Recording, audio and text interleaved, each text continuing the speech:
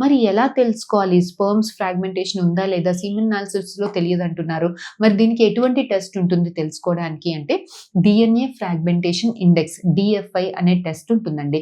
ఇది స్పెర్మ్ మీద యాక్ట్ చేసే టెస్టే. దీనికి మనకి యూజువల్‌గా సీమెన్ అనాలిసిస్‌లో గ్యాప్ 2-7 డేస్ పెట్టుకోవాలి అని చెప్తాం. కానీ మీరు డీఎన్ఏ ఫ్రాగ్మెంటేషన్ ఇండెక్స్‌కి ఇచ్చేటప్పుడు మీకు హస్బెండ్ వైఫ్ కలవకుండా గ్యాప్ అనేది ఓన్లీ 48 అవర్స్ మాత్రమే ఉండాలి. అంతకన్నా ఎక్కువగా ఉంటే కూడా రిజల్ట్ అనేది కరెక్ట్‌గా రాదు. సో, 48 అవర్స్ గ్యాప్ పెట్టుకొని సీమెన్‌కి టెస్టింగ్‌కి ఇచ్చినప్పుడు దాన్ని డీఎన్ఏ ఫ్రాగ్మెంటేషన్ ఇండెక్స్ అనే టెస్ట్‌కి పంపిస్తాము. అందులో మీ డీఎన్ఏ 100 స్పెర్మ్స్‌లో ఎన్ని స్పెర్మ్స్ జెనెటిక్ మెటీరియల్ ఫ్రాగ్మెంటేషన్ ఉంది అన్న రిపోర్ట్ వస్తుంది.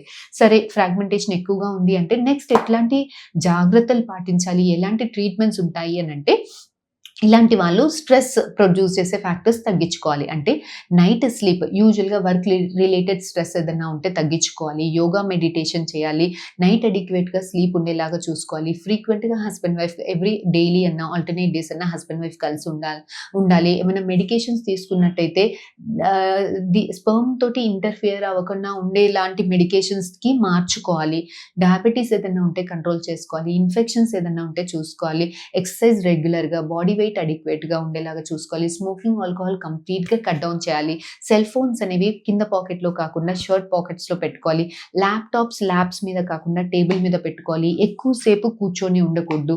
ఒక హాఫ్ అన్ అవర్ కూర్చున్నారంటే ఒక 5-10 మినిట్స్ అలా నడుచుకుంటూ రావాలి. ఎక్కువ సేపు కూర్చున్నప్పుడు కూడా స్క్రోటమ్‌లో టెంపరేచర్ ఎక్కువగా అయినప్పుడు కూడా మనకి జెనెటిక్ మెటీరియల్ ఫ్రాగ్మెంటేషన్ ఎక్కువగా అవ్వడం గమనిస్తున్నామండి.